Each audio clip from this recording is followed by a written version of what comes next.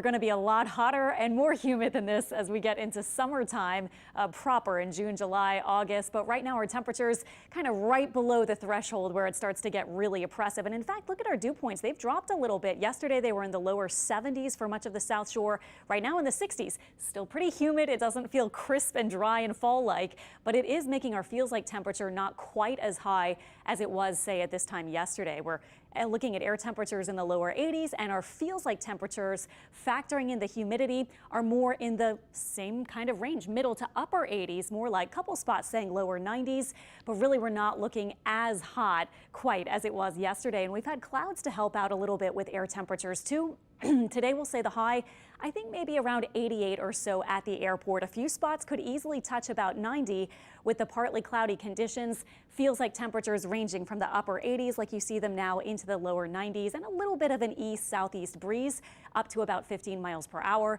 Tonight pretty humid, upper 60s north and lower 70s south. And our upper pattern is still looking the same, hot and dry with the big high over us. But by the weekend, this upper low that you see hanging off the east coast starts to move in toward the coast and then kind of weakens, and by next week we start to see the ridging, the upper high, start to build in again. But we will have a window while that low is getting close to get a little bit of rain, in particular by Thursday. Look at this. This is our forecast model showing Thursday afternoon some scattered downpours. That'll bring our temperatures down likely, even though they probably will have already surged to upper 80s by the afternoon.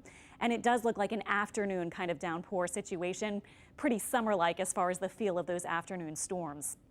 Talking about the tropics quickly, there are no official active systems. This is just that upper low, not expecting it to develop or do anything as far as becoming a tropical system. But we've also been talking about a tropical wave that came off the coast of Africa earlier this week. There are a lot of these per year. They start in May, so no surprise to start seeing that happen. Most active, though, is the time frame from July to August and September. Most of these never become tropical storms and hurricanes.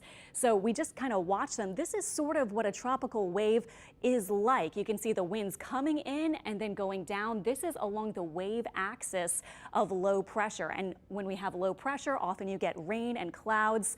These move from east to west. So that's why often we'll call them African easterly waves coming from the coast of Africa, moving to the east, moving to the west across the ocean.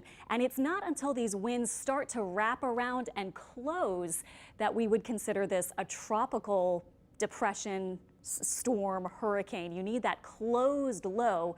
But when we talk about a tropical wave staying open, this is what we mean, just that the wave is just kind of here, but it's not wrapping around to make that familiar kind of circular shape. By the way, also something cool coming up Sunday night, we will have a total lunar eclipse. It starts at about 10:30.